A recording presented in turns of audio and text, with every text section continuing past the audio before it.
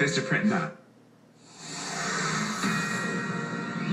All right, from Greenville, South Carolina right now. This is Tommy's Ham House, where Mitt Romney showed up earlier than thought to avoid what would have been I guess, the mano a mano on the menu here with Newt Gingrich, who has yet to show up. But keep in mind, Newt Gingrich is showing up when he said he would show up.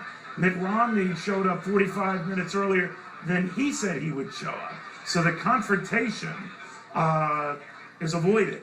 So people may be looking forward to a little, I don't know, political Ali Frazier. Are not going to get it, at least at that lookout. Let's switch to the state's capital right now, Columbia, South Carolina, where Ron Paul is right now. Congressman, good to have you.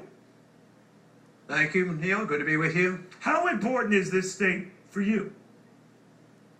Well, it's very important, but it's not do or die. You know, we expect to pick up some delegates as we have continued to do so, and we'll continue on. You know, it's interesting. It is a proportional vote, and along the way, by proportional vote, even if you're second or third, certainly nothing wrong with that. You've been very, very consistent. You could amass quite a few delegates, whether or not you get the nomination, and certainly have a powerful voice. I know you obviously want that nomination, but let me ask you about this process and the extremes. You've seen the leaders go up and down. Now Iowa's been recertified to show Santorum won and not Romney. South Carolina, where Romney was winning, he might lose. What's going on within your party? Well, I don't think the message is very clear. I have a very clear message, but I'm challenging the status quo. The rest of the candidates are part of the status quo, and nobody seems to be happy because they don't see what difference they're going to make. So their numbers come and go, but if you look at ours, you know, there was one time, not too many months ago, they knew that we had a significant group of people that were interested in what I was doing and having a precise definition of what government should be doing.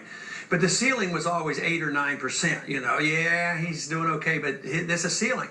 But now the ceiling shifted to about 17 or 18%. Now they're conceding that, you know, it's over 20%. And if you include independents and Democrats, our percentages are much better. You know, not too long ago, there was a poll done where I was up against Obama, and I was equal to Romney in that. So we have a lot of support from independents and Democrats. You've been a remarkable phenomenon, but I always think you're like a sort of a thin Rodney Dangerfield. You don't get any respect. Does that bug you? Well, I think a lot of people think that. Certainly Jon Stewart thinks so. You know, this whole idea. I mean, if you look, somebody told me, you know, from this last debate, I thought I did rather well.